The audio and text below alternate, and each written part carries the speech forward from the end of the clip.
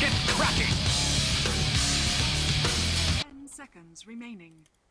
All right, and welcome back, everybody, to another day of the Dota 2 Champions League. And what a day it's going to be, because we got Team Liquid facing up against Na'Vi, and it is sure to be one hell of a match, and I can't wait to get into it, man. And not only that, not only do we have a really, really exciting match coming up, but we also got other things that we're going to be announcing a little bit later after the second, before the second game, actually. We're going to go ahead and give out a small little teaser of an announcement, and it's good stuff, guys. It's really, really good stuff. I just got word pretty much 15 minutes before we started this cast what we're going to be talking about for the Dota 2 Champions League, and I'm very, very excited. Very, very excited to be casting Dota 2 Champions League, and I'm even more excited the fact that I'm going to be able to bring on my, I keep wanting to call him my co-caster, but honestly, I can't do that.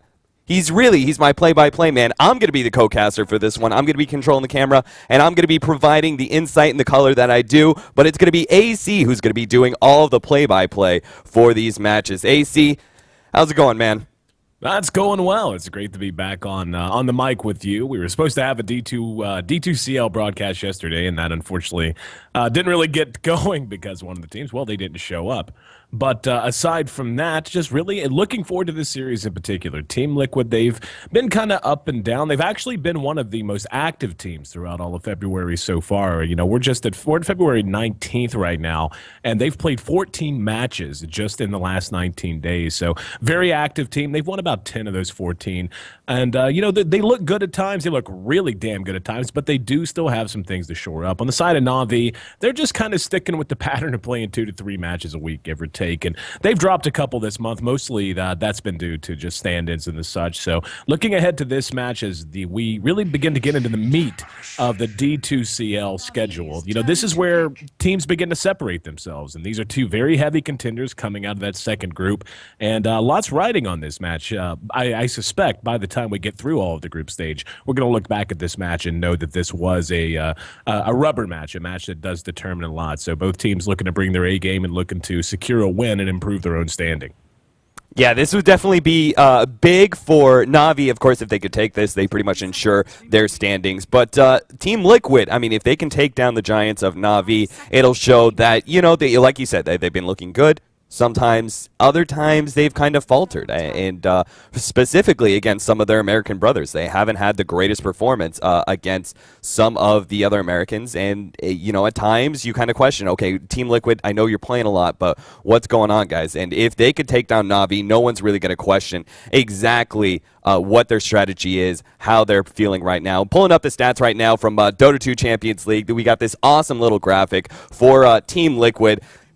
Looking at it, TC, Bulba, Koifa, Fluff, Way 2. We also, on top of this, I actually just got word, I did not know about this, but the Dota 2 Champions League, d2cl.org/statistics. There is actually, they have this really, really awesome site where they give away, they have all the statistics for all the matches so far in the D2CL. So supports, you can look at comparing all of the support players and look at who's getting the most kills, who's feeding the most, who has the highest GPM. It's really, really good stuff. And the one thing I've noticed from this, just before we started this match, Liquid leading the way in so many of these categories. When it comes to kills, right now, Fluff and Way 2 are both ahead. They're at the top kills when it comes to their fellow supports. And whoa, looks like I just got kicked out of the game real quick. So it's all right. As you get that lined out, I can talk briefly about the draft. Looking ahead, Na'Vi's already picked up an Ember Spirit with their second pickup, and the hero just introduced into CM in the last 24 hours or so. And listening to Professional Reactor, we've already seen him picked. He was picked a couple of times yesterday and had some success. And if I'm not mistaken, it was Puppy who, I can't remember where it was. I remember reading about it, but really hates that hero. More to the point, hates playing against it. This time, though, drafts it for himself. And, that's a hero I think, at least for now, we're going to see have a bit of a mainstay here in competitive play. I mean, teams continuing to mess with the hero, continuing to figure it out, continuing to find their own flavor and style with him. But as much as anything else, though, what makes it fun as a viewer and as a caster to watch an Ember Spirit is there's really no set core build. I mean, like take a Lifestealer, for example. There are really just a couple of ways you see him build. Usually it's going to be phase drums, armlet, or just phase armlet or something like that. Sometimes you'll see it mixed up with phase, drums, S and Y, that kind of thing. But you have a general idea of 2 or 3 builds that are usually going to be the most popular, barring some kind of a complete reversal or just a very situational build. With Ember Spirit, I mean, multiple Battle Furies is pretty much, is beginning to feel like the late game just because of the pure amount of burst damage you're going to get out of him. But Sleight of Fist is just so powerful in that regard. However, the early game and the mid game, still a lot of question marks as to how most teams are going to build it. So either way, should be a treat to get to watch Na'Vi handle Ember Spirit so soon after he's gone into captain's mode. Yeah, I actually had a match yesterday. It was the last match of the night for the MLG TKO tournament, and the Americans actually, one of the American teams did pick it up. We had to patch through, we had a delay, but they made it worth it because they picked up the Ember Spirit. However, it was interesting to watch. However, it did not perform well at all. But I think it has a lot of potential, and you're right. What the really good thing about Ember Spirit is he's versatile enough to be able to fulfill several different roles. He's an excellent hard carry. He also is able to be a strong mid-game oriented carry. It all depends on your item build and what you go for. If you go for a more passive farming style build, he's an excellent turtling hero. I mean, it's rare to actually talk about carries and say that this hero can go late game and be a pretty decent late game carry. There are other ones that outshine him, of course, but he's a pretty decent late game carry in his own right. And he also has the ability to make the game go late with his ability to turtle with Sleight of Fist. It is so hard to be able to push up against a strong Ember Spirit who's farmed up a basic amount of items and is constantly spamming that out against you while you're trying to push uphill.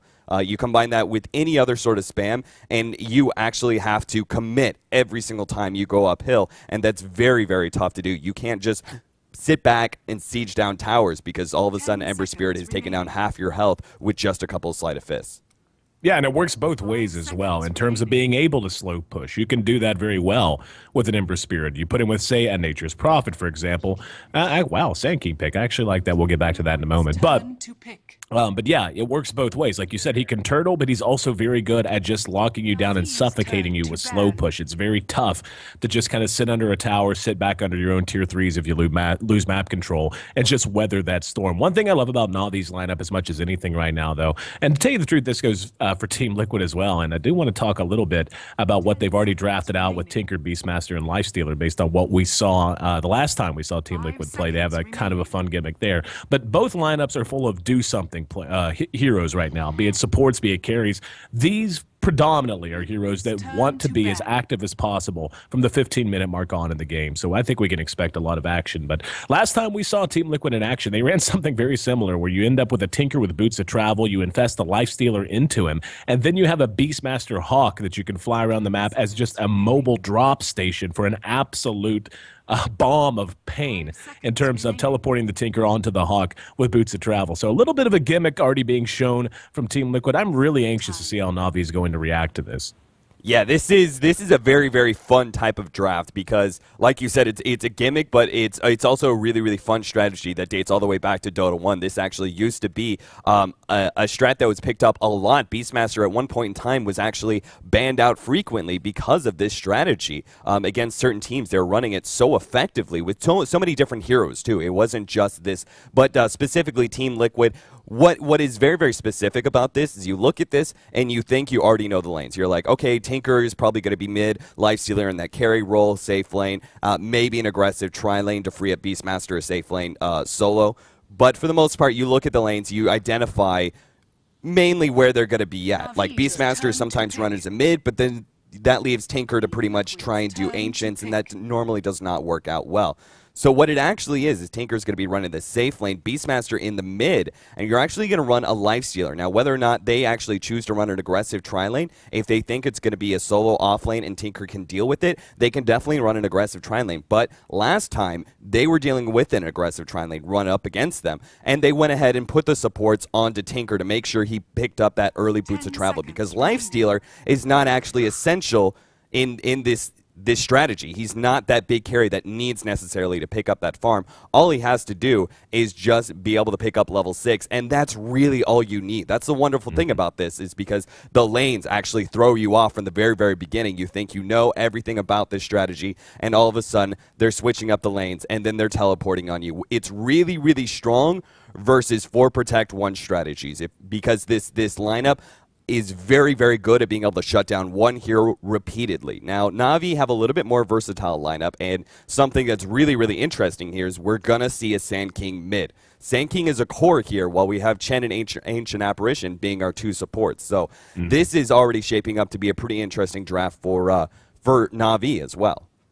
Yeah, I really like the way that Navi's running this right now. I really like their draft in general. That Sand King gives them some much-needed stun and a lot of magic damage that they really needed to shore up this lineup. You can see already with the Ember Spirit, we talked about his strength in terms of not just counter push and turtling, but in terms of being able to add to a push in that way. Now you're going to have initiation. And Sand King, well, I shouldn't say of all the heroes. There were some that I feel like won out a little bit bigger in the last patch, but Sand King I feel like has been due for a comeback for quite some time. In the last patch with the changes to Blink Dagger in particular really did favor him and most other Blink initiators. So seeing him picked up more often really isn't that big of a surprise. But running him mid, this just gives the hero such an opportunity to flourish, to get up the items he really needs to feel important on the map in a much more impactful way. Arc Boots, Blink Dagger, or what have you. But seeing the lanes take shape, it is going to be an aggressive trial, and you called that one right off the bat. I mean, it's pretty obvious. Quakefoot plays an excellent Tinker, especially when he's given safe lane farm. And the way Navi's going to react to this is, I was going to say they could actually try to dodge this and put pressure on of their own, and that's exactly what they're going to do. They've already got Puppey and Kuroki down in that bottom lane with Havost here on our Ember Spirit ready to take off with Dindy in mid as mentioned, and they're going to have Funnick out in the solo safe lane. And this is really, Funnick I think is going to be the hero and the player in this first game that really makes the difference in the first 20 minutes. He needs to be active. He needs to get enough pressure on Liquid that they can never find their stride with that teleport gank lineup that they have drafted. If he can stay active and keep them on the back foot, he's going to go a long way in making sure Na'Vi is in control of the pace of this game, not Team Liquid. Yeah, and what's a really, really good start right now is Na'Vi, not only are they dodging it, they're dodging the tri-lane, but they're also have already countered the laning ward. So this is really, really big because this frees up Chen, if he wants to be able to go into the enemy jungle and bounce back and forth between middle and between bottom. So that's not only a good start, but then Na'Vi, knowing that they can run a Sand King because it's a Beastmaster mid, they put Sand King there, and that's where Caustic Finale really, really starts hurting. You can actually level that up early when you're melee versus melee, and it is really going to mess up Bulba quite a bit. He's going to be actually having a Bottle Crow very, very early on because of that harassment.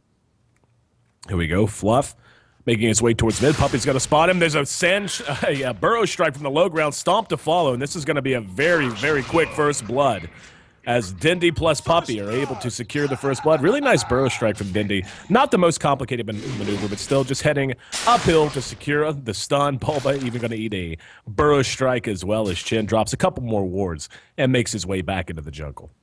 Yeah, that was just, especially with the low range, Dindy, he had to get right up next to the edge of the cliff and get that Burrow Strike pretty much at its max length just because it's so hard at level 1 to actually be able to land that. So that was, like you said, a really good play for him getting close like that. What Liquid have now done is they're now putting their supports at bottom because they want to make sure, well, Tinker might be in trouble. Ooh, Quakefoot being body blocked. Will they get the proc?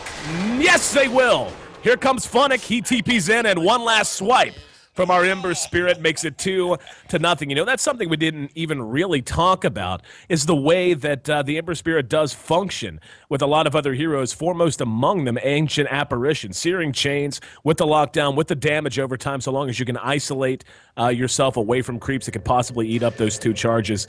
And able to get the lockdown, and really nice body blocking coming out of Havost to make sure that the Cold Feet procced. Well played.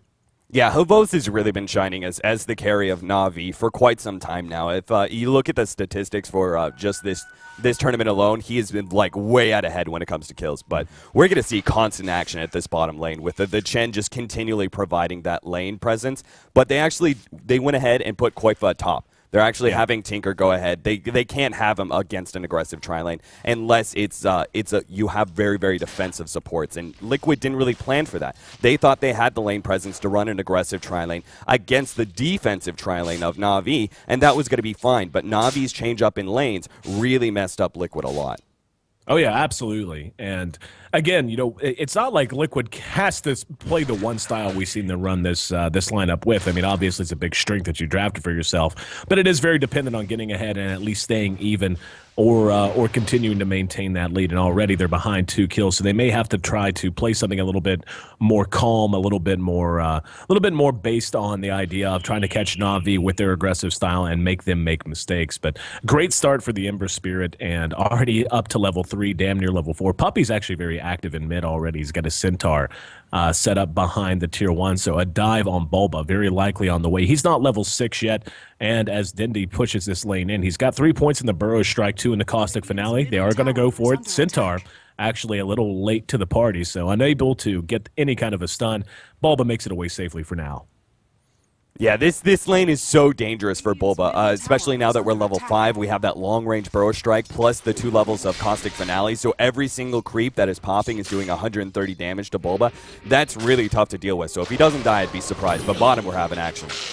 And Havos going to be caught with open wounds, being very aggressive. There's Sleight of Fist. Here comes the bonus damage from the Chilling Touch. Unfortunately, yep, they will be able to go 1 for 1. They may end up giving up Kuroki in exchange, though, so not a good trade for Na'Vi, but a beautiful trade if you're Team Liquid. If they could track him down, he actually salved it between auto attacks. Looks like Fluff will be there, and he will, so Fluff takes that kill.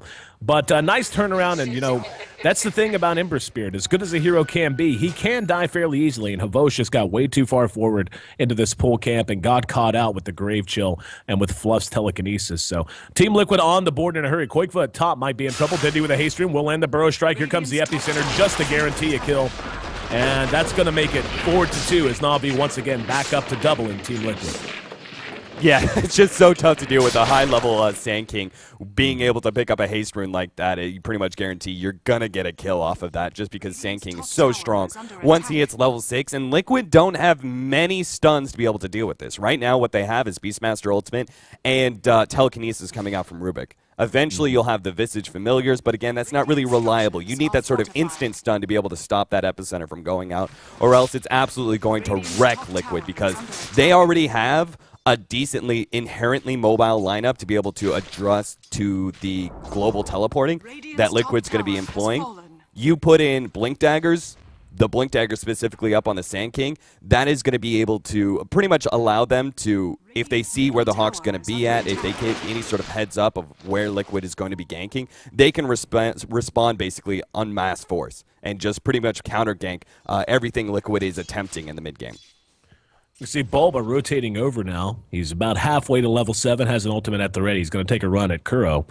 Kuro way up under his tower, and Kuro knew this was coming. If you were watching the minimap, as soon as Bulba disappeared out of mid, you actually saw him pinging this entire area right through here. So he knew Bulba was heading that way, played safe, and manages to survive very easily. So Bulba unable to get anything going early. Dendi once again going to find a very nice rune. Not the best for a Sand King. Haste probably the best, at least at this stage of the game, but still never going to turn down a double damage. In the meantime, at bottom, we could see a concerted effort to push as Liquid already gave up their top tier 1. Now they want to get a little payback. Yep, they trying to take some of those towers because their lane is suffering right now. I mean, so far, Na'Vi already taken a 2,000 gold lead, and those Boots of Travels are so essential. And you look at Tinker, Koifa's just so far behind. Bulba is not going to have his anytime soon. Meanwhile, we're going to have the Blink Dagger up soon on Dendi, so they need to be able to take some tower, get some sort of gold advantage since Na'Vi is so far ahead right now. Once you have that Blink Dagger up on Sand King, you're going to have a hard time finding any farm on any of these heroes, especially the Tinker. They're going to continue to shut him down. I think that's the one hero that they're looking to really isolate and keep his farm away, because if you can shut down Boots of Travel for a long time on a Tinker, especially in this strategy, you pretty much have already won the game. Yeah, speaking of that Sand King in mid, he really is off to an amazing start. He's second highest on the CS board right now. A lot of that due to the build he went going with up. He actually manages to find 30 gold on the Hawk as well. But with Caustic Finale, it makes it very difficult for a melee hero like a Beastmaster to get forward without just eating a lot of free damage in this laning phase. Dindy and Kuro now hooked up on the other side of the river, keeping an eye on Bulba. Looks like they had something planned, but it's not going to back off. But yeah, right now, Dindy actually already has his Blink Dagger. It's going into his inventory. That's Brown Boots, Bottle, Wand, and a Blink Dagger up, short of 8 minutes. That's kind of just ridiculous, no matter how you measure it. Sand King, as good as a hero is, not known as that heavy of a farmer in this situation, but with a kill under his belt, 2 of them actually, as well as a good start there. Things really going their way. Liquid, though, going to try to get a catch out here on Havost, and they're going to find it as, nope, never mind. The mobility of the Ember Spirit. That's something we really didn't even talk about during the draft. The hero is just so ridiculously mobile and hard to track down that unless you get a pure jump on him, you're just never going to be able to just run up on him like we saw them attempt to do there. Yeah, just between the Furion being able to teleport in, the Ancient Apparition with his global response, then you've got the Ember Spirit and the Sand King. Those are 4 heroes that can respond instantly, or not instantly, but pretty damn close to any sort of global teleport. So even once Liquid do have their strategy up and at the ready, Na'Vi, I think they know exactly what's going to happen, and they know how to counter it. I think their draft is built pretty beautifully to be able to stop this kind of mass teleports into the Hawk strategy. And if they keep up really good vision, they're going to be really, really solid even once the Boots of Travels comes up. So Liquid right now really, really suffering. In fact, I'm pretty sure they're just going to have to go back to a normal old just Lifestealer carry strategy. Yeah, and that's exactly what they're doing. Midas already up on TC. Yeah, so he's going to be able to build that. Honestly, I think Blink Dagger is probably the best option for Bulba now. I don't think they can really go for the Boots of Travel strat because they need that jump. They need that Blink Dagger up on Bulba, and they should just go for Infest Blink ganks. And we could see Funnick time and time again trying to draw a little attention to himself, thought about coming in. Looks like Funnick's actually going to be pausing the game at 9.5 minutes in. And yeah, I mean, this is kind of what we expect. And Na'Vi obviously getting the best of the early game. But, this really doesn't favor Liquid in the long run. I mean, obviously, being behind at this stage, they're not hopelessly behind by any stretch. About 3,000 gold, maybe a little bit more. And that does include a tower kill that they gave up. But aside from that, just being knocked out of your game plan. I mean, we saw them execute this damn near to perfection. I want to say it was against Power Rangers, if I'm not mistaken. And they really got the job done, but being knocked out of that and now having to default back to a much more typical sort of an approach to the game, that's going to be very tough when Na'Vi has such a nice balance, as you had mentioned. They have so much mobility, in particular, between the Ember Spirit and the Nature's Prophet. And they also have excellent team fights. Sand King's Epicenter with the Ancient Apparition ulti and Chin's heals. So Liquid really going to have to try and get things done kind of in a grind-out fashion. Just good smoke ganks, good movement, don't make mistakes. Yeah, fortunately, because of the Tinker, they do have a good turtling team, and with the Beastmaster and the Lifestealer, they do have some chance at going a little bit later into the game, but going up against an Ember Spirit and a Furion with Ancient Apparition, you have 2 very, very greedy supports up on, well, I say supports. Sand King is actually one of the cores, but Ancient Apparition and Sand King typically have been seen as supports, but they're also very, very greedy supports where they don't have the greatest laning presence, but their impact on the mid game is huge, and obviously that's going to be even more impactful as Sand King, as a core here, is going to be able to grab those very, very early items that lead into earlier levels. You're going to have level 2 Epicenter up soon, which pretty much nobody can survive that except for the Lifestealer. He's the only hero, even Bulba, and, Beastmaster is a decently tanky hero. He does have a decent HP pool and a high amount of armor, but against that magic damage of Epicenter, it's going to just crush through Bulba, and let alone any of the other supports that are nearby. So while they may have a decent turtling lineup, and that's going to buy them some time, they can't afford to. Really, their time to shine is going to be 20 to 35 minutes, I think, and that's going to be tough. That's going to be really, really tough because Na'Vi have excellent mid-game, and they don't have a whole lot of ways. All they have is this ganking strategy up on Liquid. They don't actually have a way to be able to take towers quickly and be able to take objectives. So even if they do win a couple of team fights, they find a couple of ganks up on Na'Vi, they're really going to struggle to start taking those objectives, to start taking map control. And map control is essential for this lineup. You want to be able to make Na'Vi blind. If they're able to see where that Hawk is going, and you don't realize that because the wards are obviously invisible, and you don't realize the Hawk is going into the enemy jungle, and Na'Vi know about it, and they're setting up a counter gank, absolute disaster will follow. Oh yeah, absolutely agree. And this is where that chin pick really comes into play. Liquid at the stage of the game that they really need to execute. They're going to be a little bit burst reliant. They want the roar. You've got Visage who can just spam out Soul Assumption, and that's all well and good. Lifestealer, just the way the hero works. He wants to rage in, get damage done, get back to safety. Tinker is going to blow through his mana pool as quickly as he can using Rearm. But that's where the Chen, if he's able to get up a quick mech especially, comes into play. Just being able to use Hand of God and a mechanism to extend those fights really, really takes away a lot of Liquid's combat effectiveness. They have to burst these heroes down, and that's going to be tough enough to do as it is, especially with Na'Vi now having the lead and having heroes that are excellent at setting the pace and just setting the landscape of the map in terms of how the mid game's going to play out. Boots of Travel are now done on Bulba, so that's certainly a step in the right direction. And Quakefa should have his up too, and that's really what it's going to come down to. If they're going to decide to go ahead and execute this, they're going to continue to farm TC, having picked up the Midas on him already, as we see. If and when they decide to start trying to drop the bomb on people with the teleport into the Hawk, they need to be successful. They really don't have a whole lot of room for error. Yeah, you can see even right now, Ancient Apparition has just been able to pick up his level 6, and Kuro is already kind of probing some of the jungle with his Ice Blast, trying to figure out where they're farming, because they know they're not seeing them in lane right now. And they know that Boots of Travel is so essential for this whole entire strategy that they're trying to find out where Tinker's farming, so Dendi, with his Invis, can go ahead and gank him and slow down that Boots of Travel even further. We can see he's going to head right on up to the Ancients. And Fluff is going to be in some trouble. Tower's going to drop, and there's the Burrow Strike. Ultimates aplenty. He's actually going to be able to telekinesis him out of the epicenter. And a couple auto attacks should be able to bring him down, and it will. So Funna gets that kill. Here comes Bulba in, though. And Bulba's going to throw out the Hawks. Good roar. Going to lock down Kuroki. Out comes TC. We're going to see Hand of God pop. It's enough to keep Funnick alive a little bit longer, but with no teleport available to him, he's likely, will end up dead as Way 2 unloads on him with Soul Assumption. Dendi tried to disjoint things a bit with a Burrow Strike, but this is the kind of plays that Liquid has to be making. Right place, right time, well thought out. Bulba going to run into Havos now. We see the Flame Shield pop. There's the chains, and Bulba eating a lot of damage off of this. There's the jump to the Remnant, and Bulba experiencing firsthand just how much damage, both over time and in burst, that this hero does have. And so far, we can see 2-1. Not a bad start for Havost at all. Yeah, I mean, the first time that they revealed the Boots of Travel, they actually trade 2 for 2. Like, that's really not good. They needed to be able to absolutely crush, because now Na'Vi, they're probably not going to get caught out like that again. Na'Vi excel at being able to adjust to strange situations because they run such a versatile lineup. They're often used to it. Well, hold up. They're both in a little bit of trouble here. Bo's going to eat the open wounds, has Remnant available, but it's so slow trying to get away from him. He does jump to it, and going to jump to it one more time up to the high ground. Good manipulation of the terrain there. You'll notice the angles at which he threw them.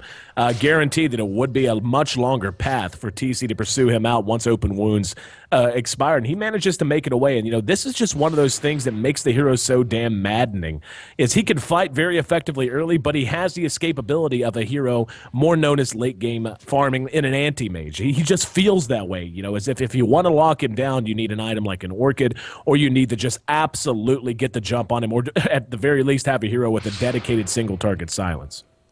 Yeah, Ember Spirit, he does have several openings, and one of them is the fact that he doesn't typically build into a whole lot of defensive items. He's very, very susceptible to the Orchid, like you mentioned, but he doesn't naturally build into a BKB because he normally wants to just be able to max out that damage. That's how Ember Spirit is really so strong, is if you max out his damage immediately, Sleight of Fist, and combined with the early magic damage that he does, is just kind of overwhelming. He just kind of bursts down heroes very, very quickly, and you can't really respond with any sort of nukes because of his Flame Guard. So normally he doesn't build into a BKB, so any sort of control is going to be able to be super effective against him. But as it stands right now, Liquid do not have that kind of control. They don't have the mobility to catch him, and they don't have the lockdown to be able to ensure they keep him in one place long enough for them to get the physical damage out.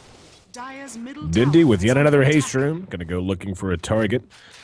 And we can see Quakefa preemptively in position with March of the Machines to try and stultify this push a bit. It's going to be trading at Tier 1 for a Tier 1 so far, so he's going to try to hold the Tier 2 pretty much on his own. Puppey, in the meantime, though, has completed his mechanism ulti. Thrown out from KKY. And here we go. Dendi Might have had a chance to blink instead. Just going to play it safe. They've got an absolute swarm of creeps between the Treants, the Ursa, and the Centaur Conqueror. So taking the tier 2 easy, and Liquid just now getting down that tier 1. So very good trade for Na'Vi, and we're going to see them double back now.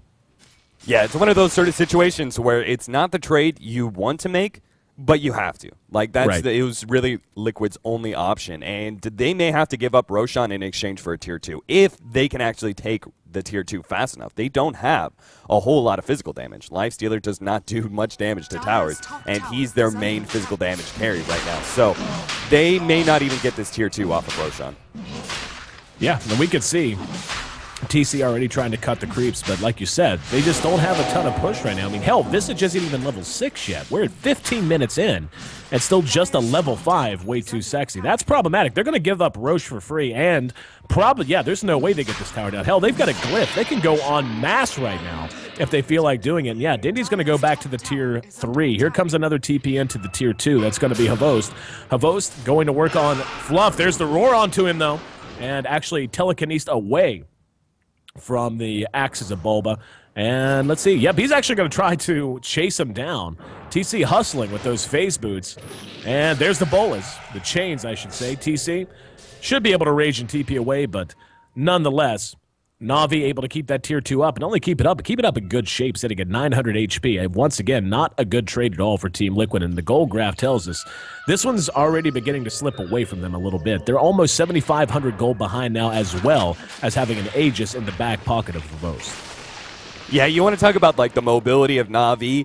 They instantly just pick up 2 items that increase it just double-fold. We now have a Boots of Travel up on Dendy, so he's able to just be all over the map. Look out Tinker. Like, Tinker has to be constantly scared because all it takes is just one jump and stun for you to be able to lock down a Tinker like that. And way too caught with the ulti, as well as the Searing Chains. Dindy going to be telekinesis, but really, what do you do right now? I mean, the combat potential of Na'Vi is just so much higher than Team Liquid's. I mean, take a look at TC. TC bought that Midas, and pretty much it was a desperation move. The early game just did not go their way. Dindy got off to way too good of a start, and they knew that he was going to be coming full force, ready to fight and ready to use that epicenter under towers very early. And Koikva, again, being picked off a time or two. Actually sitting at 0-2-2 right now, so not the best early game for him. They knew they had the fallback and try to give themselves some options late, but in doing so, TC just has nothing. I mean, he's got 2,000 gold to go with his Midas, his phase, and his drums, but he's just being run over. He does not feel threatening at all at this moment. I mean, even Kuroki sitting on a point booster, even he's feeling tanky. In the meantime, though, they do manage to get a kill on Funnick up at top. Yeah, the first time they were able to use that Hawk strategy for an actual gank and not just responding to a team fight. So that was good. Still, though, it's really, really tough. Furion just picked up that Force Staff. He almost got away from that whole entire team fight because if he had just been able to keep on running, if he had that kind of movement speed, like Bulba doesn't have his Blink Dagger, he can't actually catch up. Now he's trying to go for an Aghanims, and that will definitely help out a lot when being able to get that longer range, so you catch the moment somebody sees you or you're already throwing out that roar. That's going to help out a lot, but hold up, he's going to get caught out by Dendy. Yep, Hawk not all that useful whenever your burr struck right in the face. Funnick's actually not going to TP in. He's actually going to change his TP location and once again cancel it out as he forces a reaction into mid from TC. So unable to get the kill there. Trying to use this Hawk as best as they can to try and execute those drops. But for right now, I mean, Na'Vi's just way too in control of this map. They just don't care. They're spending most of their time either right at the river or even on the other side of it. And look at their warding. Just look at the wards they have down right now in Liquid's jungle. This is a tough time to be trying to farm. Yeah, they pretty much Na'Vi have better control over Liquid's jungle than Liquid do. And that is never a good sign, especially when you're behind. You need that farm. Another gank, though, for top. Making a run at Funnick. Funnick seems to be the prime target. Koikva's going to be able to land a couple of rockets, but Funnick with phase and that Force Staff, as you had mentioned. Such a good pickup from him. I mean, it's not the most atypical pickup, certainly, on a Nature's Prophet, especially at this state of the game. But getting it against this lineup in particular just makes so much sense. You know you're going to be a prime target. You don't have any dedicated escape mechanism. This just gives him a chance to say, okay, you want to commit that much, you better be right on top of me whenever you land in. Otherwise, I'm going to have a chance to get away and waste all of your time. Yeah, until a Scythe of Ice is up on the Tinker or Bulba changes up his items and goes a Blink Dagger, they won't really have the lockdown and mobility combo to be able to catch out that Furion half the time. So they have to really time their Hawk teleports much better than that and really be a lot closer. But we saw earlier, Sand King, and I love this pickup. I said it time and time again. Veil of Discord is a very powerful item. Good. And on specific heroes that don't actually benefit that much from their Ags upgrade, it's a much wiser pickup. Bottom though, action. Oh my god. He just and Dindy in position. Ready to jump right on top of them, getting the damage done to Bulba. Bulba going to be sprouted in, and TC forced to run away. So they managed to pick off Chen, but they end up giving away Bulba's Beastmaster in response. And really, that's not a good exchange for them. They need Bulba to be active, to be getting his items, to be getting his farm. Like you said, they need some mobility out of him. He's actually building a scepter, which makes a ton of sense. I mean, if you're in this situation where you're falling behind, the game's continuing to slide a little further and further away, you want to have the ability to turtle, especially with a Midas up on your lifestealer. But mobility really is going to be the name of the game, and trying to track down heroes as this game goes later and later. We've got 14 kills on the board, and really, it feels this has been a much more active game than either the scoreboard or even really the timer would tell you. It feels like a much longer game, only 20 minutes in now. Yeah, it is kind of crazy, mainly because Na'Vi are just so damn farmed. But we saw that was the first time that Na'Vi really showed how they're going to respond to those ganks, and it was beautiful. Boots of Travel, teleport in from Dendi, teleport in from Furion. We had an Ice Blast go down, even though it missed. It's all the correct responses. It's just it's going to be hard for some heroes like Chen because they just get bursted down so quickly that they may not be able to respond in time to catch out a lot of heroes. But you go for anything tankier, anything that's a little bit harder to lock down, like Furion and his Force Staff. In fact, we're going to see Chen pick up one as well. He's already got it, basically. He's going to farm up that last bit of gold. So those heroes become even harder, and oh my god, look at that ward. Yep, here we go. The Hawk thinking about trying to make something happen over near this bottom tier 1. Yep, here we go. TP coming in. They're going to try to take this for free as Koikva blinks off of the teleport on.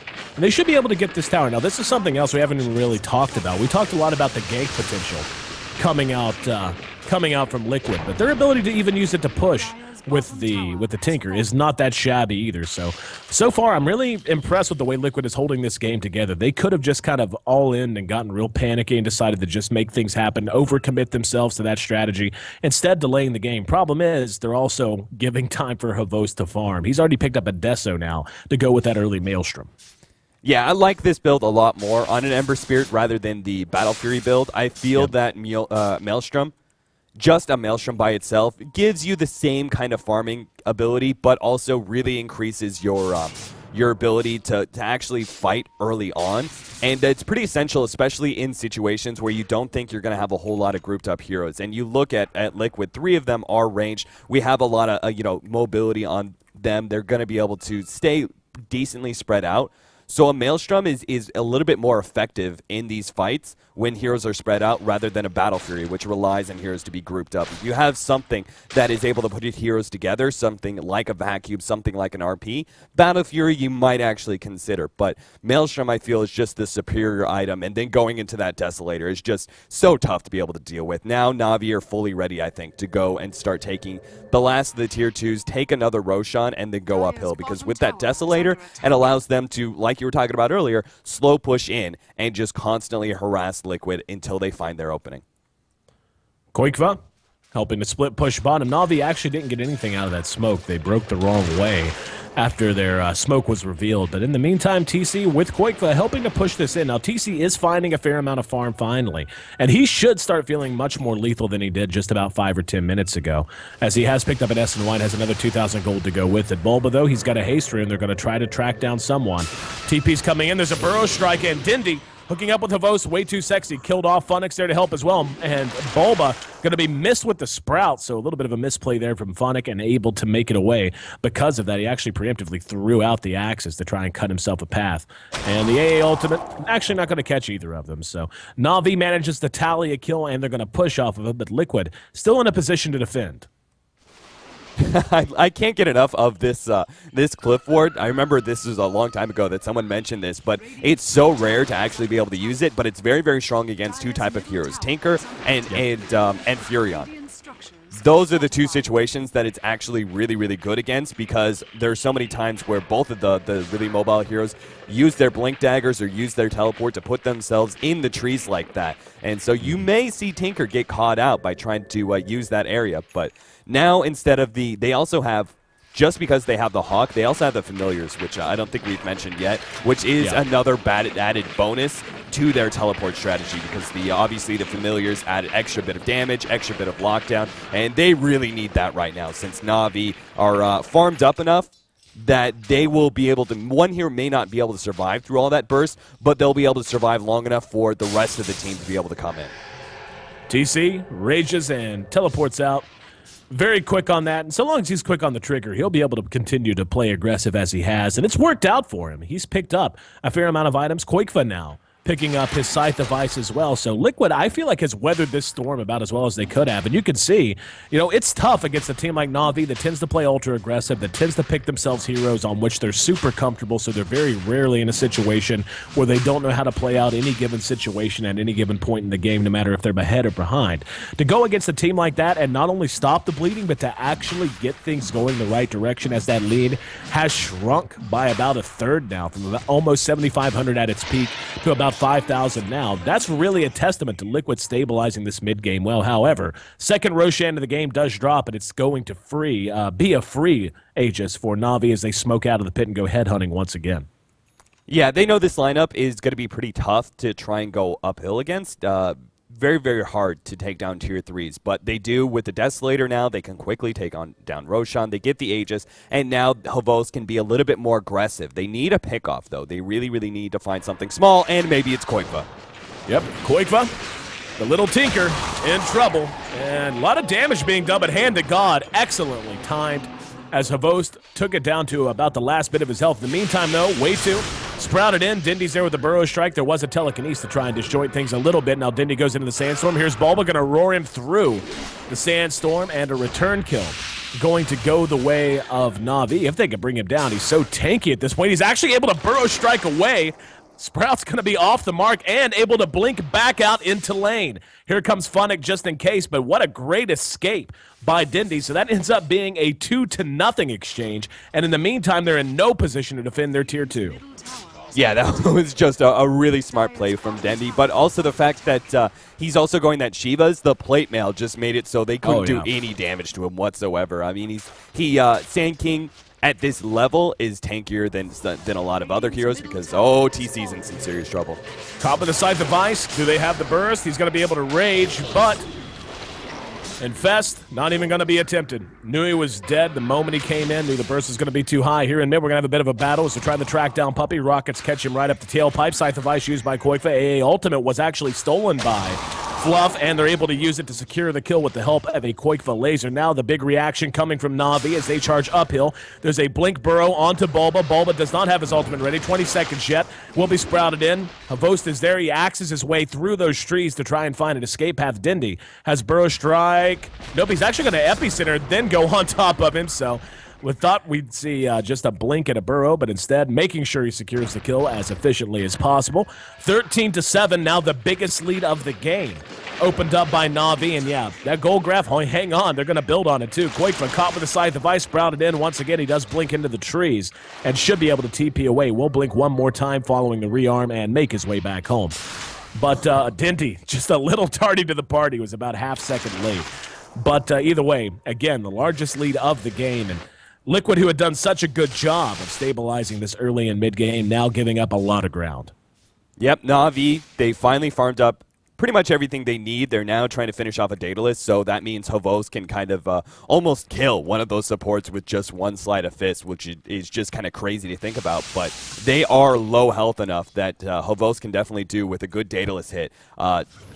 Possibly kill them, especially if he's able to throw down the chains, but he might be in trouble and give up his Aegis.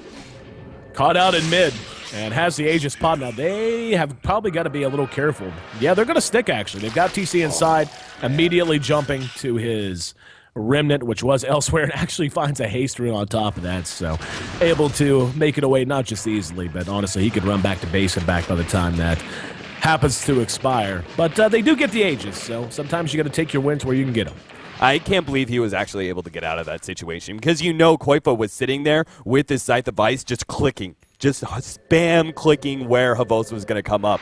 And I'm really, really surprised that Havos was actually able to blink away faster than the Scythe of Ice goes out. Pretty much both are instant. So that was very, very impressive play by him, being able to pretty much out-spam Koifa.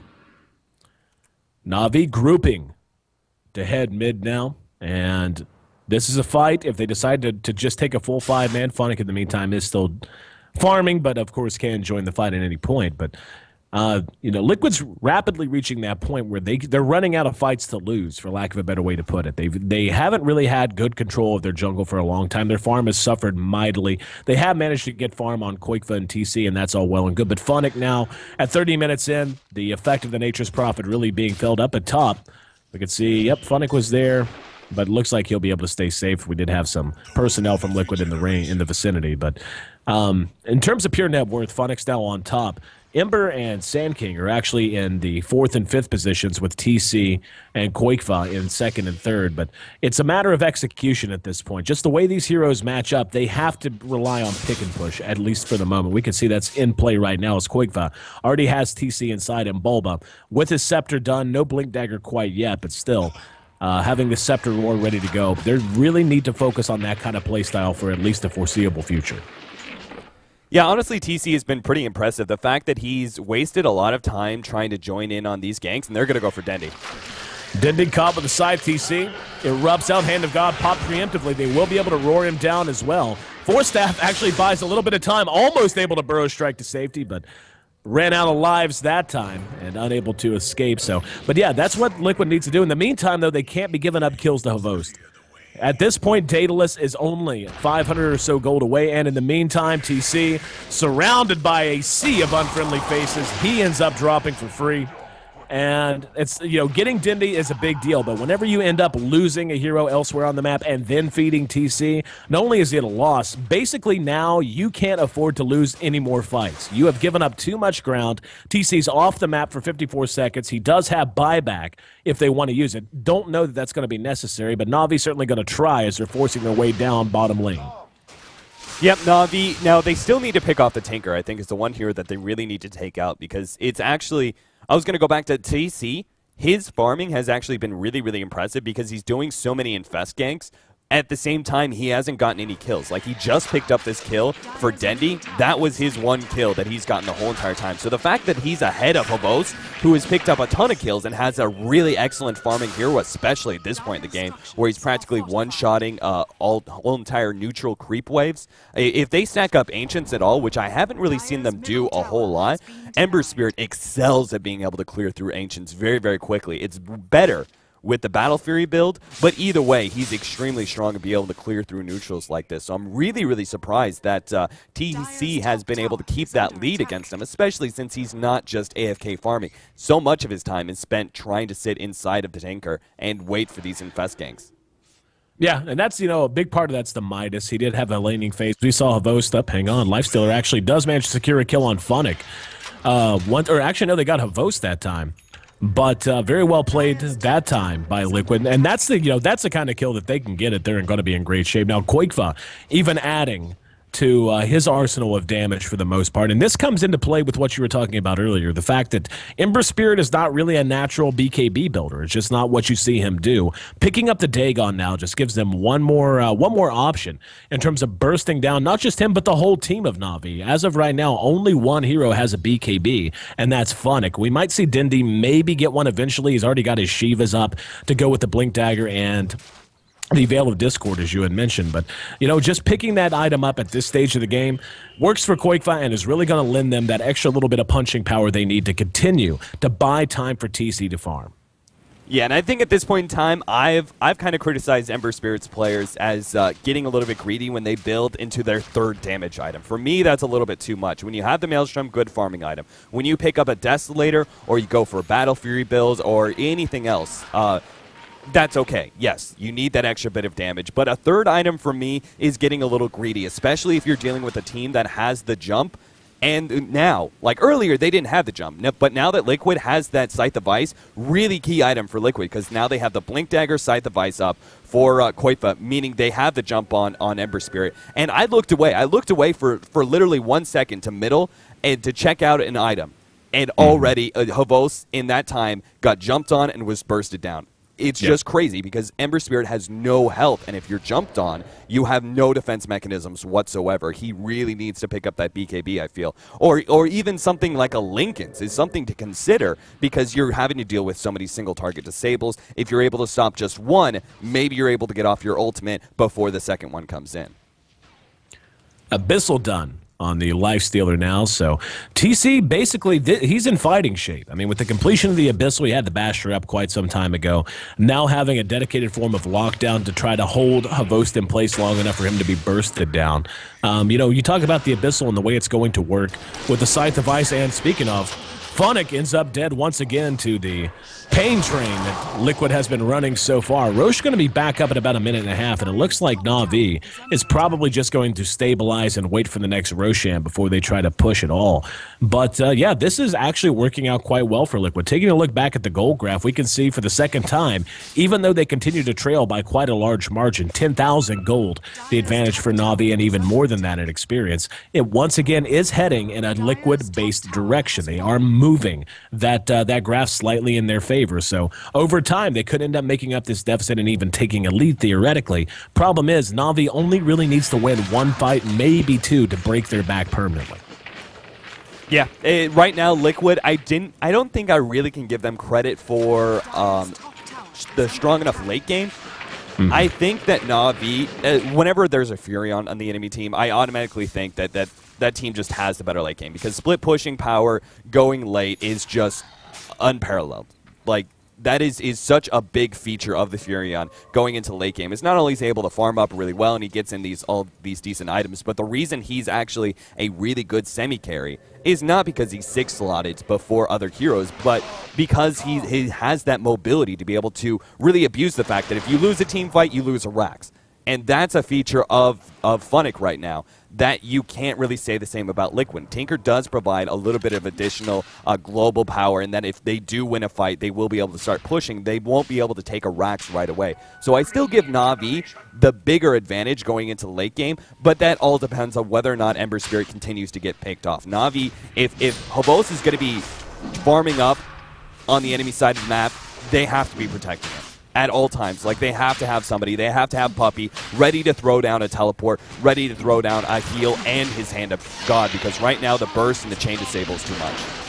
KKY in some trouble on the high ground. They did end up getting the Aegis, but TC able to add to his killing spree as they're able to bring down Kuroki. That's going to be some weak tea, though, based on what they wanted to get, and got there just a little too late to really challenge it. I mean, the speed at which Na'Vi can bring down Roshan is just huge at this point, and given that was the third Roshan, that's a cheese they lost as well. And they actually ended up giving it to Funnick with Aegis being picked up by Havos to no one's real surprise. But, you know, Liquid, still 5 on the board, continuing to play very aggressive. Koikva with TC on board is down at bottom. He's got the rest of his team in the jungle, and we're going to see Fluff caught with the net. Dindy's right there, goes immediately into the Sandstorm, followed by the Stomp from the Centaur.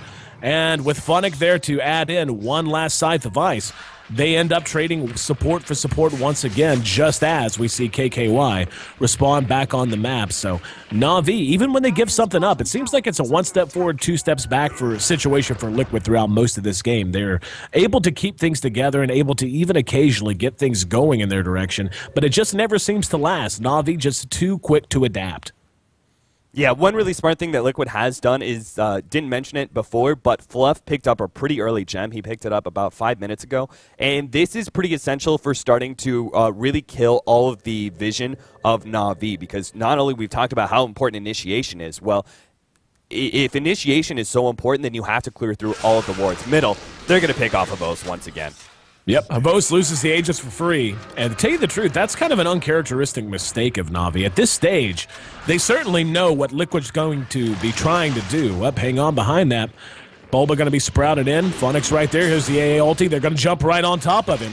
Once again, just giving up good for good. But they're going to lose Havos for a second time. Now TC rages in and forces the BKB out of Funnick.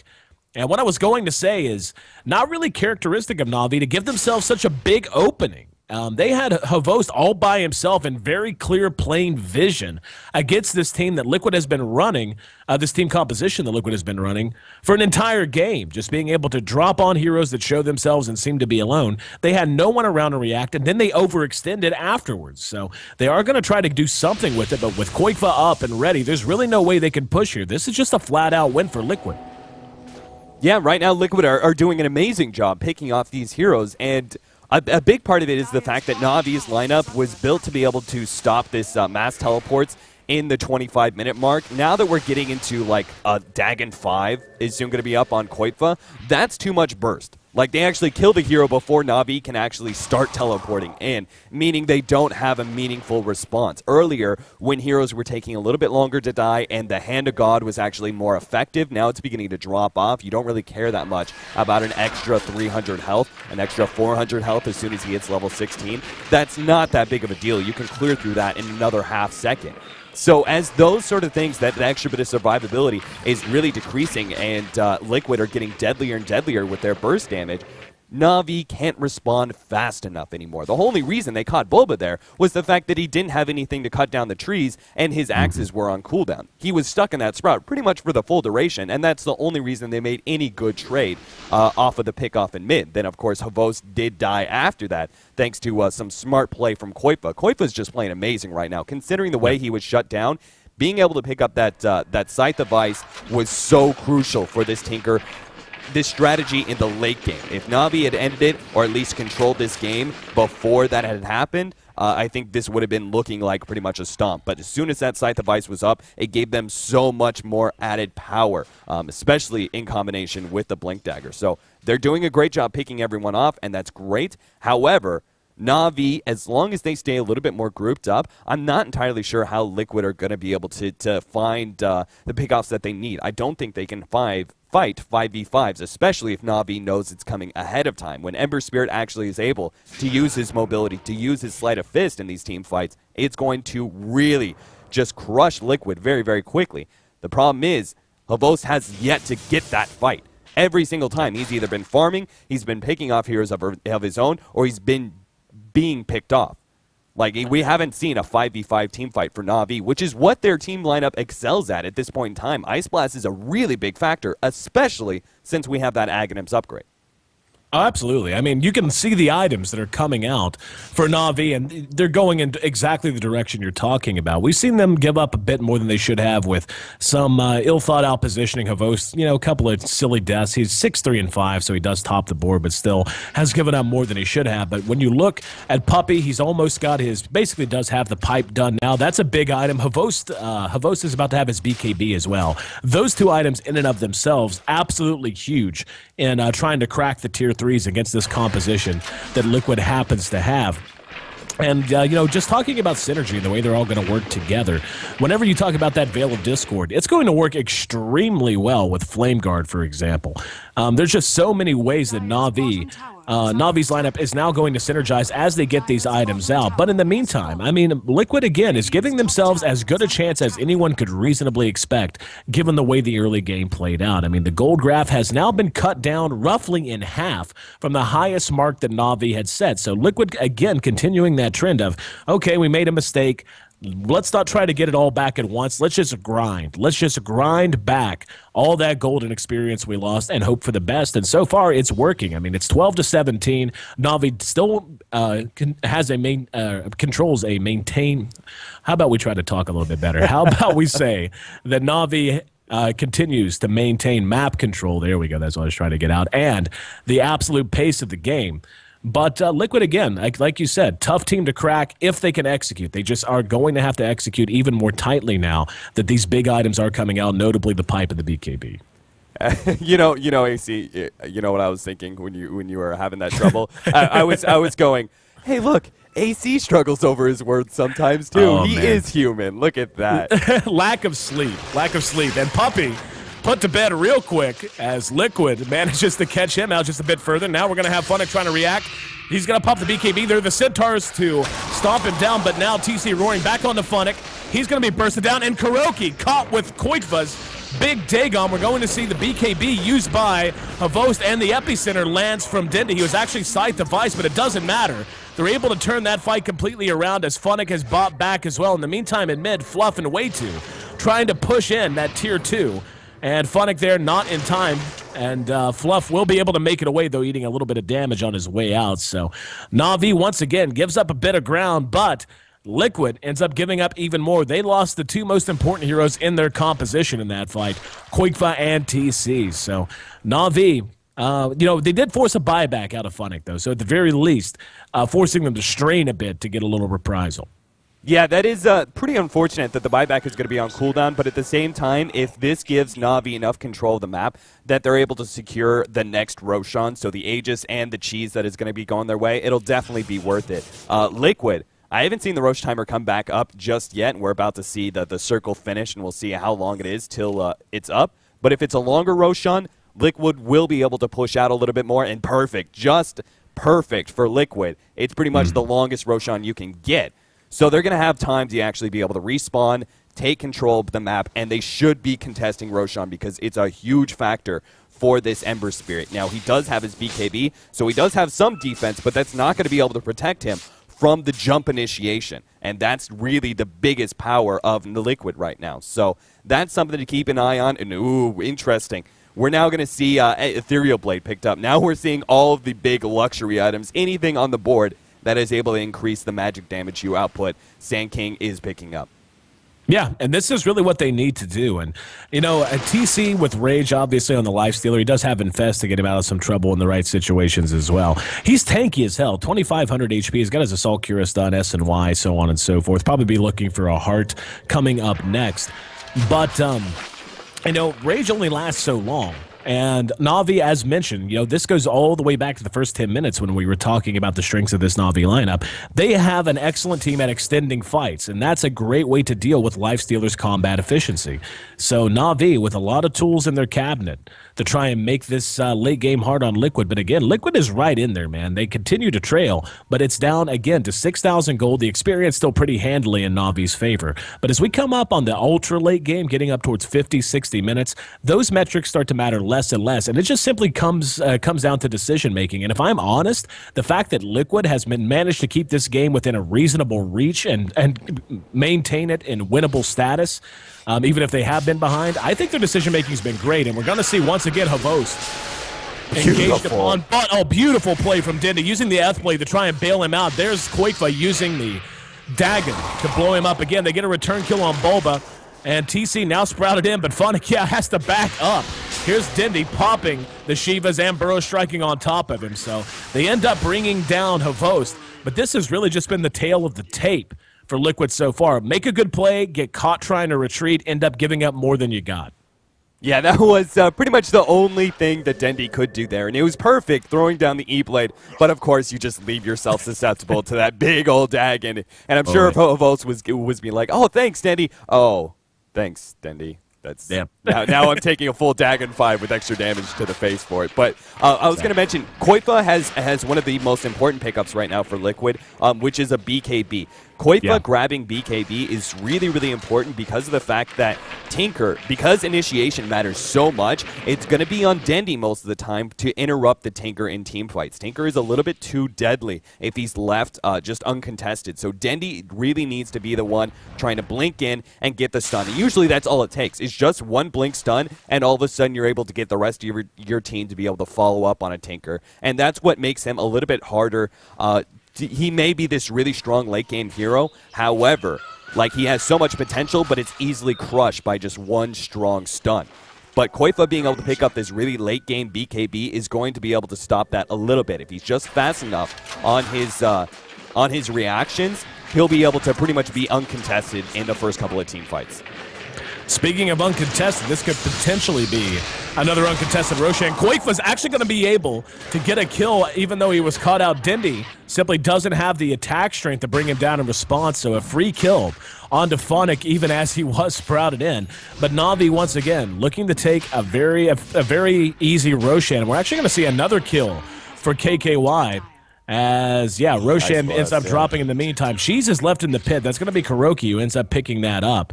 But Na'Vi, again, fourth time Roshan has fallen, and fourth time we see an Aegis now on Havost. Yeah, I don't know. I'm sure they smoked in order to get that, because right now we do have this ward. It doesn't give the greatest vision for Liquid, but they really needed to contest that Roshan, and it's very, very unfortunate that went the way of Na'Vi, especially with Koifa making such a big play, getting caught out but still getting the kill on Furion, but then dying to the Ice Blast like that. Like, that was a beautiful play, but then it was just kind of like the anticlimactic, oh, the hero actually does die at the end, because Ancient Apparition just, yellows out at Ice Blast from halfway across the map. Here we go, pushing uphill. Ready to take a run at the tier 3 while Koifa is still down. Buyback is available for him if he wants to spend it, but the damage output on Havost right now is kind of absurd. Hitting for more than 300 damage, not counting crit, and now we're going to have Dindy roared out. Here comes TC. That was a very early rage, though. They managed to blow up the Chen, and whoa, they're going to catch Havost. They get the Aegis for free, and here comes Dindy back in. They're going to work now on Koifa, or Koifa going to work, I should say, and look at him just rail out the Dagon damage. Now Fluff making a run for it. BKB is up, but no! There's the bash, and all of a sudden, Team Liquid, who did not have a single big marquee team fight win this match, finally finds one not a minute too soon. 50 minutes in, and a huge turnaround as they wipe Na'Vi clean off the map. And now they're going to force out mass buybacks and still might be able to take a tier 3. There it is. They have to back out here, and they may lose someone. Oh, they're going to lose Havost again! Havost down, double buyback from Kuroki and Dindy as well, just trying to hold this map together. What an excellent sequence of events from Team Liquid. Again, the fact that they kept this game within a reasonable reach of their grasp heading into the late game was impressive enough, but that decision-making, the ability to engage, has just gone through the roof, and we're seeing them reap the rewards of it now. Yep, there's a roar on the Dindy for the low ground. Let's see if they can get the job done. Force staff, not enough, as Koifa blinks on top of him, Hand of God blown, and TC's actually caught out, but Kuro could be in trouble as well. The pipe came up just in time. TC going to work on the tier 3. Dindy once again catches Koifa. There's going to be a sprout. BKBs popped on both sides. Dindy trying to do what work he can. Gets off the Shivas. Will be telekinesis. TC still way up front. Does not have an infest. Will end up dropping. It's a 2-for-2 trade. Tier 3. No, they got Koifa. That's a big pickoff. Managing to get Koifa right there. Pretty big deal. And we can see Fluff trying to make a run for it, but Phonics right click. He actually misses with the sprout. So he's going to double back around. The Visage Familiars are there to try and help. Doesn't look like it's going to matter. And he uses the Sandstorm trying to buy himself some time. And here's Bulba actually going to roar in from the back, and they get Phonic. TC back up as well. Buybacks on both sides. Puppy being chopped down by TC, and in the meantime, Bulba continuing to chase Kuroki. There's a cold feet thrown out following the ulti, and Kuroki going to try to TP away. Mass buybacks on both sides and an insane 3-minute exchange on both sides of the map. In the end, Liquid is the closest they've been all game. The gold just about down to 4,000. Only the advantage for Na'Vi, the experience being cut into as well. But more importantly, Liquid feeling tall and proud on the enemy side of the map for the first time this entire game. Well played on both sides. Yeah, that was just such a... honestly, I did not give Liquid enough credit for their late game, because what it is Koifa is always able to find the initiation. Liquid are being super, super aggressive every single time, constantly forcing the fight, forcing the issue, because they know if they get aggressive, they may catch out Na'Vi out of position. But most importantly, if they're the ones jumping in, they control the team fight. And that has allowed Koifa to just win team fights for Liquid all over the place. He's keeping constant Scythe of Ice up on him, really, really important heroes. He's bursting them down with Dagons. He is making all the right plays, and he is the reason that Liquid is in this game right now. He is playing out of his goddamn mind so far. And Na'Vi had that beautiful response. I mean, with Havost dying a second time and still managing to be able to fight back. Honestly, Ember Spirit has been the weak point of this whole entire Na'Vi draft, and it's not necessarily because the hero can't work, but I feel like maybe we're not quite sure how to really use him just yet. Mainly because of the fact that Liquid are always having the initiation. We've yet to see a good team fight where Na'Vi are the ones initiating. And because of that, Ember Spirit has no follow-up. Like, when you don't have the initiation, when you're not controlling the team fight, Ember Spirit is very, very hard to make useful in team fights. his spam and everything, all the strengths that we talked about, really depend on whether or not he's able to just sit back and throw down Sleight of Fist and use his mobility to kind of abuse, oh, where's Ember Spirit? Oh, he just jumped away, now he's back in again. He's not really making use of that, all because of Liquid are always finding the jump. I almost feel like it's a little bit of a case of hubris for Na'Vi, most notably the fact that, I mean, Havos is farmed like all hell, but the timing window for Ember Spirit with this kind of a build, BKB coming out so late, as you had mentioned, a little greedy, going for a third damage item, etc. If you're going to do that, that's great. Just go run over them, or at least try to run over them. For the most part, Na'Vi, even though they've been getting good picks, and even though all game it seems like they've been trading either even or slightly to their own advantage, the hero just kind of missed his mark in terms of when his strength really is. And now as the game has gone later, coming down to what you were talking about, initiation, single target lockdown, Bulba with a refresher up to go with his axe and a blink dagger. That's 2 roars they have to cope with. They have to deal with infinite Scythe of Ice coming out of Quakeva. They have to deal with TC having an Abyssal Blade up. And that's to say nothing of the basic lockdown of what they had already drafted. Way2 even has a Scythe of Ice, and Rubik with a telekinesis. So they have so many ways to account for him that bringing him down with this kind of a build, pure damage with a little bit of magic immunity, not much survivability across the board, it's just not working out for them, as we saw in that last sequence of events. So right now they just need to change things up a little bit. The pipe was a big pickup. Don't feel like they got the most out of that as they could have. Dindy still has his cheese, has his Eth Blade. They have so much damage to pour out, but to be honest, Liquid has just outplayed them in the last 15 minutes. I don't think there's any doubt about that.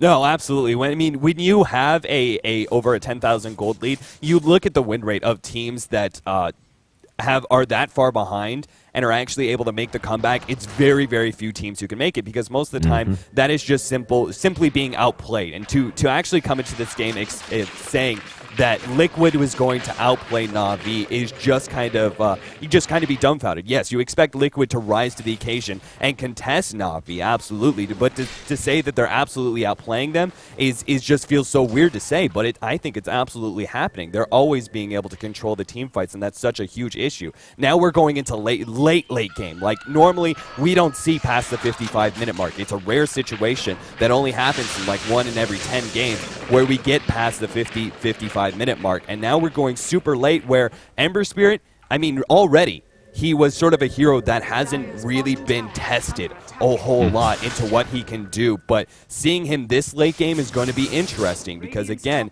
he's a hero that even the competitive teams, going back all the way to Dota 1, don't really have a whole lot of experience with him, because he just was never on captain's mode. When he was first introduced, he was overpowered as hell, and then he kind of got nerfed into a little bit better situation, and teams haven't really been able to run him in these sort of drafts. So I think that's a big issue for Na'Vi, is they're dealing with a hero that they don't know really what his playstyle is, where he fits best, whether or not they can go late game. And I think that was a big part, is I thought they could go late game against this. And I think that in the 35 to 45-minute mark, they should have been able to end the game by now. However, now we're going really, really late game, and we're getting to a point where you question whether or not Ember Spirit can actually be able to out-carry a Lifestealer, Tinker, and a Beastmaster, especially with some supports who have decently farmed items as well. Like the Scythe of Ice on Visage is huge. So even though that Na'Vi have some really good backup, with like Ice Blast is a huge factor in team fights still, and it always will be at this point in time, you have a good supporting cast for Na'Vi, but you kind of question whether or not they're actually able to end the game now. Yeah, I mean, pushing in the tier 3 against all of this, I mean, even, you know, it's always a factor, but, you know, marching the machines, but, I mean, Quakeva as a whole, he's even more farmed than the Nature's Prophet right now. You know, whenever you talk about ultra late game, you figure Prophet's going to have a gajillion gold, he's going to have infinite buybacks, or at least it'll feel that way, and he's going to be pushing your racks every single opportunity he gets. That's why the hero becomes so problematic late down the stretch, as you had mentioned. But Quakeva has played so well. I mean, he is essentially 6-slotted right now, depending on if he wants to drop that soul ring or not. But I mean, Roche is back up, and Na'Vi already in a very good position to try and take a run at it. We can see the Hawk actually did spot it there. So they are going to be able to challenge this, and this will be the first time, if they do challenge it, and I'm sure they will, this will be the first full-out Roche fight we've actually seen between these two teams, as Na'Vi took 4 unanswered up until this point. We can see Liquid under cover of smoke looking to catch Na'Vi with a little bit of greed, and they're going to have Koikfo with TC inside, poking his nose around the river to begin with. Na'Vi has withdrawn up to the dire side secret shop as they wait. But Havos showing his face a little bit. Koikfa still on the low ground, and he may try to take a run through the back of this fight. He blinks up to the high ground. He's going to have his smoke popped, and Dindy spotted it. So Koikfa and TC probably need to be hustling elsewhere. Yep, there we go. Blinking back in the lane. So if he blinked up a little bit earlier, a little bit later, could have gone either direction. Instead, able to retreat back to the safety and succor of his own team. Na'Vi, though, still thinking about Roshan. They're going to move into the pit, at least for the moment. Team Liquid hooking back up here in mid. Koikfa back with Waytu and Bulba. Speaking of Bulba, looping through the river. They need to get in there quick. Roche loses health very quickly at this stage to this build, and the Visage Familiars are there with the stun. Koikfa jumps in, and Havost in trouble. There's the pipe, and the BKB's pop. Koikfa is going to end up dropping. Havost makes it to the high ground. Bulba double roars Phonic through his own BKB, but in the meantime, they're able to bring down Kuroki. TC infesting back out, but Havost was never brought down in that fight, so he's continuing to do work. Phonic now blasting away on Bulba, but with Koikfa buying back and finding his way back into the fight, they're going to end up forcing many buybacks out of Na'Vi. Na'Vi buying back with the Nature's Prophet as well. Bulba's there, TC's there. And this could end up being the turning point of the match. Only one down on the side of Team Liquid as of right now. That's Fluff. Two down on the side of Na'Vi. It's the Ancient Apparition and the Chin. Let's see how confident they are in trying to take this fight.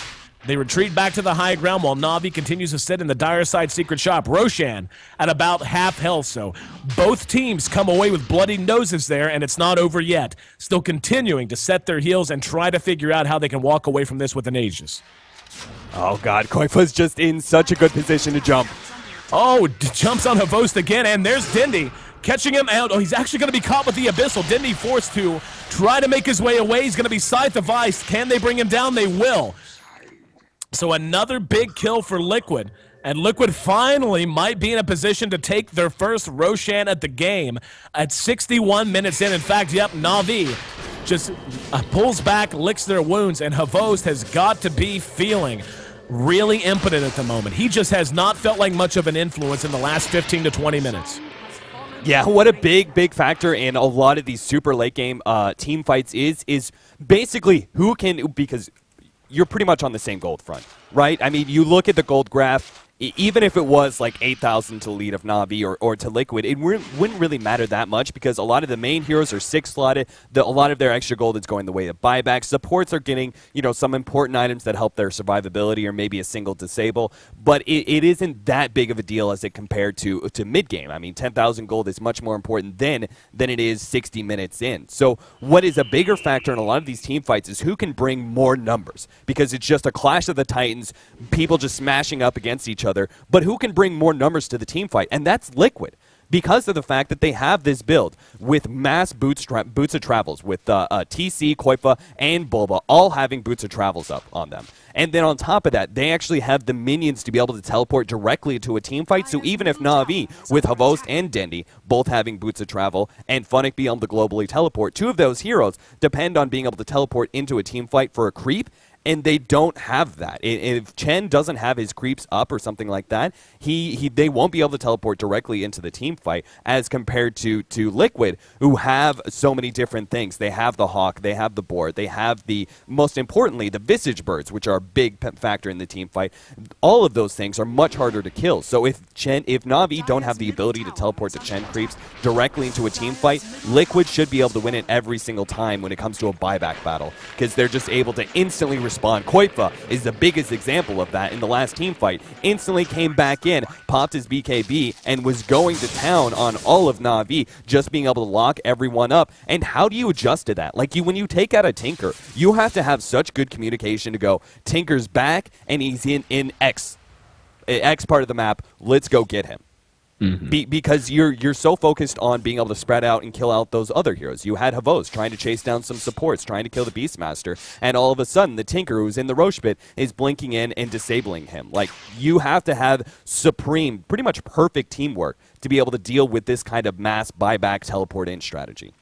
Oh yeah, and worth mentioning for the first time, In about 35 minutes, maybe more, maybe 40, we're now back on even footing in terms of towers as the last remaining outer tier tower did fall for Na'Vi not long ago. 29-30, and look at that. For the first time since the horn blew, Team Liquid now has a gold lead. They have cut down a 12,000 gold lead gradually over a half-hour span, not only to 0, but to 4,000 in their own favor. The experience still very handily in Na'Vi's favor, but the momentum right now 100% on the side of Team Liquid. And the tip, hang on, there's Bulba yelling out onto the Ember Spirit. TC going to work, double roar. Can they get him? Hand of God, not enough. He ends up dropping. TC, infest in, infest out. There's a nice burrow strike, epicenter. Koikfa will survive it just barely. Nope, check that. Does end up dropping when all's said and done.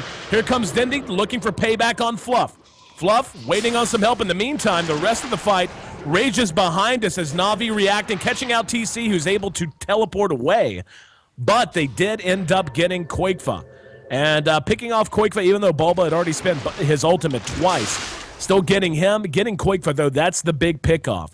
So Na'Vi, who had given up such a monstrous lead, counter-punches now, landing a nice jab and keeping this game going. To be honest, this game could go 80 minutes. It wouldn't surprise me at this point.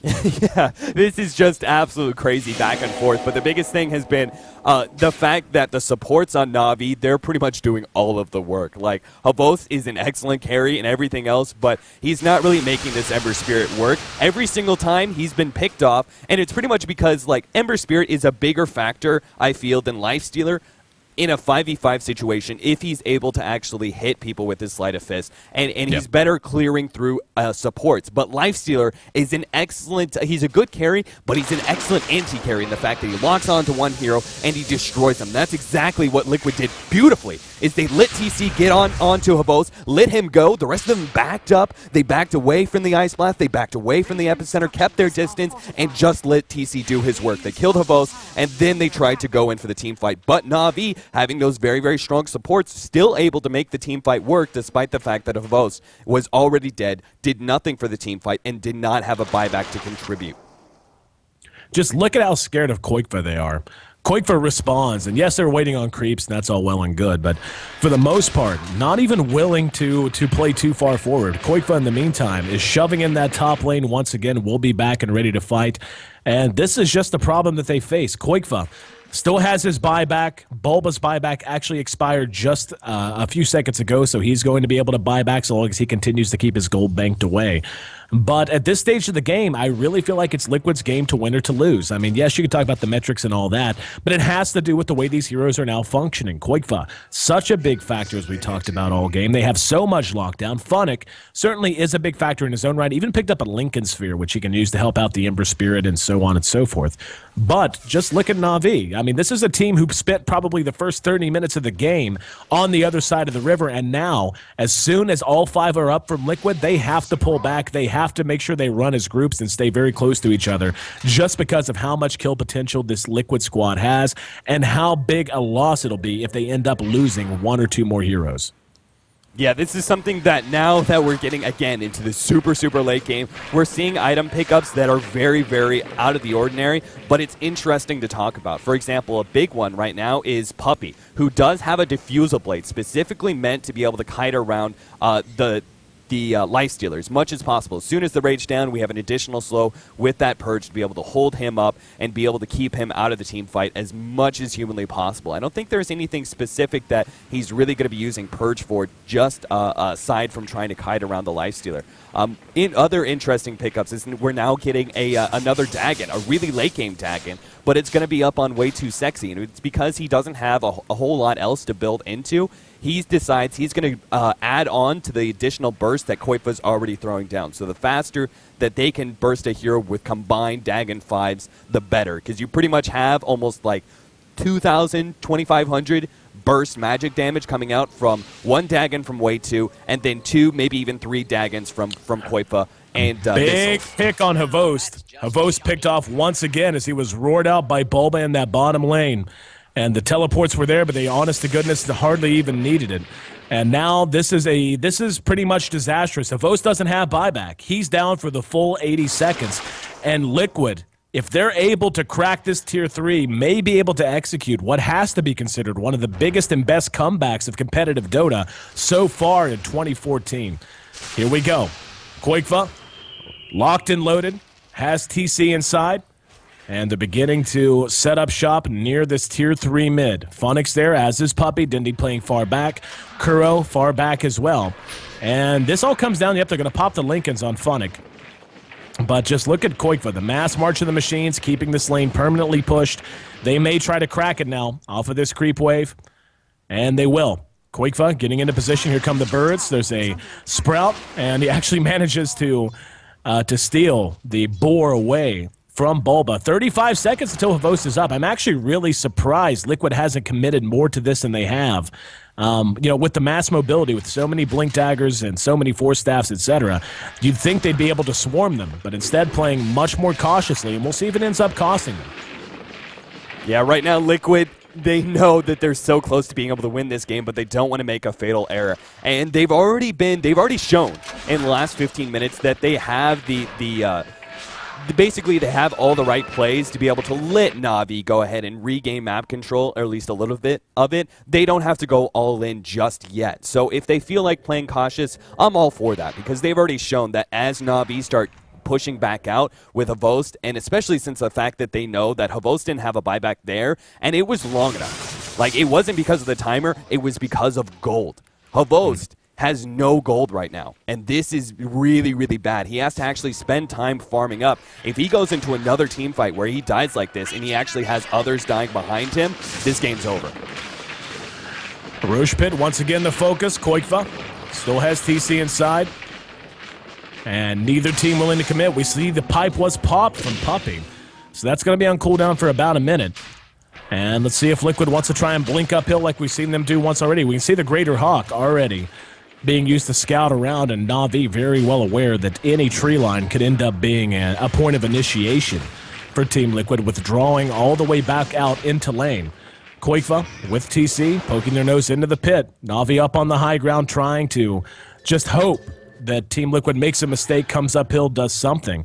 We see Koikva actually go straight to top lane. They may end up taking a bum rush on it, and they will. Moving right on into the pit. Koikva will be right back into the fight right now. Here he comes, landing in on the bird, still has TC. And they need to get in there soon. Roche is down the half. They're going to spot it with the familiars. Going to try to get the stuns out. No, Koikva is going to end up being side device. Funix doing what work he can. TC's chunking away at him. In the meantime, behind that, though, Dindy gets off an epicenter, manages to catch Koikva and Fluff. And finally, we see Ember Spirit coming into his own. He's going to be roared down once again, though.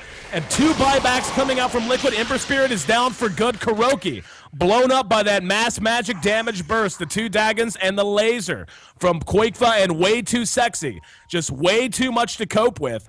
And as you mentioned, no buyback on Ember Spirit before, no buyback on him now. He's down for 80 seconds. They're going to be able to take this Roshan once again, and they may be able to push off of it. Another well-executed fight, but this is just the strength of that lineup. Even if you win a fight, you don't really win. With that many boots of travel, with just the way this team functions, you have to kill basically their whole team twice, and it's just not happening for Na'Vi. And they maintain a kill lead, but once again, what a comeback and performance this has been out of this Team Liquid squad. Oh, Funix bottom, he's in some serious trouble. Yep, Funix, and he actually eats the damage on the Lincolns, and Koikva trying to rearm. Doesn't have a whole lot of mana. Slice one more time. Fluff's there to help him out, and Funix ends up being the latest kill tallied by Team Liquid. That makes us tied in kills for the first time in about as long as this game has gone. What a game. 72 minutes with 68 kills. That was one of the most entertaining fights I've ever seen, because it was 1v1 with both teams having creeps there in a position for boots of travel, and both teams were trying to boots of travel, and both Furion and Tinker were focusing down the creeps that they were trying to teleport to. Every single time they see a teleport, they turn, they take down that extra hero. But that was greedy. Yep. That was super, super greedy from Furion, because he wanted to be able to pick off Koikva. But Koikva, he's actually pretty big. Like, he's tanky enough that Furion just can't burst him down. Oh, no. Courier's going to go down, and that was a Lincoln's for Havost. That was. Oh, that's such an important kill. Taking the Lincolns down as they get ready to crack the Tier 3. Havost back up. Oh, what a big pickoff that is. Yeah, that is so huge, because, again, he invested money into Lincolns, which means he doesn't have buyback. They're going to be able to bring down Fluff here. No, actually, yeah, he should end up dying to Ice Blast, I do believe. Yep, there we go, finally. And Dindy committed to come out, and Dindy getting a little greedy. Almost ended up dead. There's open wounds on the puppy. In the meantime, Sprout on the TC. Funnick and Havos are going to work. And Havos able to jump back to safety. Behind that, there we go. Dindy coming back in with a Shiva's Burrow Strike. Dindy still there. Koikva going to work. Ember Spirit pops the BKB. There's a roar from Bulba as they try to find the damage. Sleight of Fist too strong. Way too ends up down. However, the burst once again out of Koikva just too much. The Aegis was popped in the meantime, but again, that's a full 90-second duration down for the Ember Spirit TC. Chopping away on the Tier 3. They lost Way Too and they lost Fluff amidst all of it. Funnick's still there, and Funnick is doing good damage. We're going to find out. Dindy, Burrow striking in, pops the Shivas as well. Can they get TC? No. Able to make it away behind that, though. Koikva going to work. Dindy has to run. No, he'll be Dagon down. Puppy trying to make it to the high ground, had to reverse. Bulba, though, gets the kill on Funnick. Sprout was there. Here comes Puppy once again. Caught with the Scythe of Ice. They can't get it from the low ground, though. Four Staff's able to get most of Na'Vi back into position. There's Koikva getting very aggressive, and he may end up paying the price. Oh, Cold Feet actually procced on him. Dindy doesn't have a Burrow Strike. Scythe of Ice, roar, and down he goes. It's a double kill for TC. And finally, we're going to see a Tier 3 tower drop. TC and Team Liquid have pulled off a miracle, helping to clean this fight up, and Koikva still going to work. That's a full 5-man wipe, and this could very possibly be GG, and what has to be the best game I've seen as a cat. Yep, never mind. That was actually a cat. But yeah, it's definitely GG. Like, we have 0 buybacks coming out from Na'Vi. They can throw out the Ancient Apparition, they can throw out the Chen. That is it. That cannot defend, especially since you're talking about 3 racks are going to be down, Tier 4s are going to be down, even if we do have all of these buybacks. So, wow, I can't believe this. Like, 75 minutes in, this has to be just an absolute amazing match. I mean, we've had so many good matches in the Dota 2 Champions League, but Liquid, I just impressed everyone with this match. I can't believe they were able to pull this off after being so far out of the game. And Havos runs out, feeds once more. GG cold as his corpse rests warm on the ground. And I'm a little stunned at how well Liquid played this game out.